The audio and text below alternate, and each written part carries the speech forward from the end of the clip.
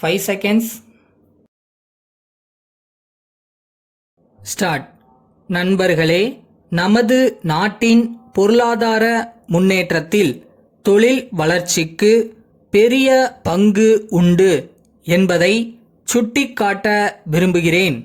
தொழில் வளர்ச்சியில் இந்தியா குறிப்பிடத்தக்க முன்னேற்றம் கண்டுள்ளது என்பதை உலக வங்கி தன்னுடைய அறிக்கையில் குறிப்பிட்டுள்ளதை இந்த சமயத்தில் தெரிவித்துக் கொள்ளுகிறேன். என்றாலும் இந்த நிலை தொடர்ந்து இருக்க வேண்டுமென்றால் நாட்டில் கிளர்ச்சிகளுக்கும் வன்முறைக்கும் இடம் அளிக்கக்கூடாது. இவை நாட்டுக்கு பெரும் தீங்கை ஏற்படுத்தும் என்பதை மக்கள் உணர தொடங்கியிருக்கிறார்கள். தமிழ்நாட்டிலும் இத்தகைய பொறுப்புணர்ச்சி ஏற்பட்டிருப்பதை கண்டு நான் மகிழ்ச்சி அடைகிறேன். தொழில்துறையில் அமைதி ஏற்பட்டுள்ளது. தொழில் உற்பத்தி அதிகரித்துள்ளது. இதனால் ஏற்றுமதி அதிகரித்துள்ளதை நாம் காண்கிறோம்.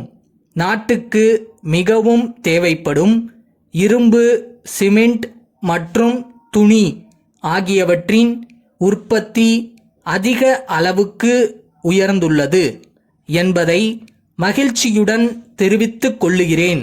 நமது நாடு விடுதலை பெற்று பல ஆண்டுகள் ஆகிவிட்டன. விடுதலை பெற்றதினால் ஏற்படும் பலன்கள் சிலருக்காக மட்டுமல்லாமல் நாட்டு மக்கள் அனைவருக்கும் கிடைக்க வேண்டும். இந்த அடிப்படையில் நமது சட்டங்களில் சில மாற்றங்கள் செய்ய முடிவு செய்யப்பட்டிருக்கிறது. ஆனால் இந்த மாற்றங்களுக்கு சிலரிடமிருந்து எதிர்ப்பு ஏற்பட்டுள்ளதையும் நாங்கள் அறிவோம். அரசியல் அமைப்பில் மாற்றங்கள் வேண்டும் என்றும் தேர்தல் முறையில் மாற்றங்கள் வேண்டுமென்றும் முன்பு கூறியவர்கள் இப்போது அவற்றுக்கு எதிர்ப்பு தெரிவிப்பது வேடிக்கையாக இருக்கிறது. கல்விக் கொள்கையிலும் மாற்றம் செய்ய உத்தேசிக்கப்பட்டுள்ளது. நாட்டின் தேவைக்கேற்ப அறிவாளிகளை உருவாக்குவது அவசியமாகும். தற்போதுள்ள கல்வி முறையில் இதை செய்ய முடியவில்லை. நாட்டில் தற்போது ஏற்பட்டுள்ள மொழி பிரச்சனை பற்றி ஒரு சில வார்த்தைகள் கூற விரும்புகிறேன்.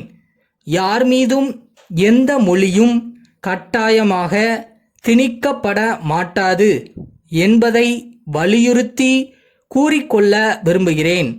அத்துடன் நாட்டின் எல்லா மொழிகளையும் ஊக்குவிப்பதற்கும் வளரச் செய்வதற்கும் மத்திய அரசு எல்லா நடவடிக்கைகளையும் தொடர்ந்து மேற்கொள்ளும் என்ற உறுதிமொழியையும் அளிக்க விரும்புகிறேன்.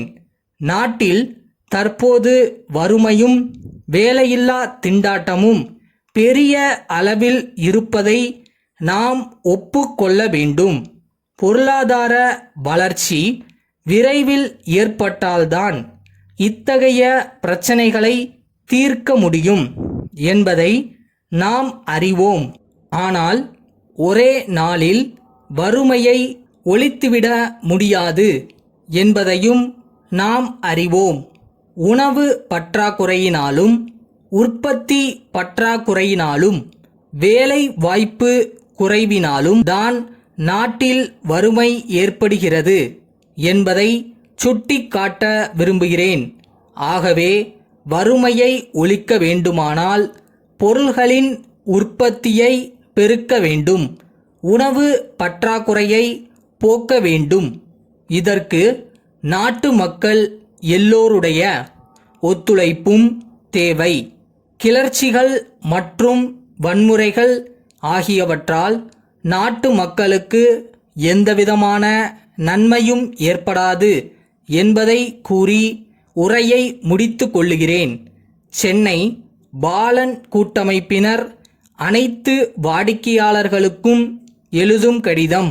அன்புடையீர், நாங்கள் வரும் ஜூன் மாதம் 19ஆம் நாளிலிருந்து மதுரை, கண்ணன் நிறுவனத்தையும் ஏற்று நடத்த இருக்கின்றோம் என்பதை மகிழ்ச்சியுடன் தெரிவித்துக் கொள்கிறோம். இந்த நிறுவனம் தோல் மற்றும் தோல் சம்பந்தமான பொருள்களை தயாரிப்பதில் வல்லுநர்கள் என்பதை தாங்கள் அறிவீர்கள். நாங்கள் இந்த நிறுவனத்தை ஏற்று நடத்தும் போது அவர்களின் பொருள்களுடைய தரத்தை எந்த அளவுக்கும் குறைக்காமல் பார்த்து கொள்வோம். மேலும் புதிய முறைகளையும் புதிய வகைகளையும் கையாள உள்ளோம் என்பதையும் தெரிவித்துக் கொள்ளுகிறோம். அத்துடன் பொருள்களின் விலையையும் ஓரளவுக்கு குறைக்கவும் உத்தேசித்துள்ளோம். தற்சமயம் மதுரை நிறுவனத்தில் பணிபுரியும் எல்லா அலுவலர்களும் தொடர்ந்து புதிய நிறுவனத்தில் பணிபுரிவார்கள். சென்னையை பொறுத்தவரையில் மாற்றம் இல்லை. 2 நிறுவனங்களின் வாடிக்கையாளர்களுக்கும் நல்ல முறையில் பணியாற்றவே விரும்புகிறோம்.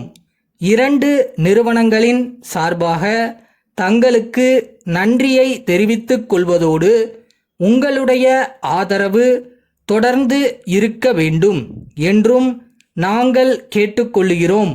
தங்கள் நம்பிக்கையுள்ள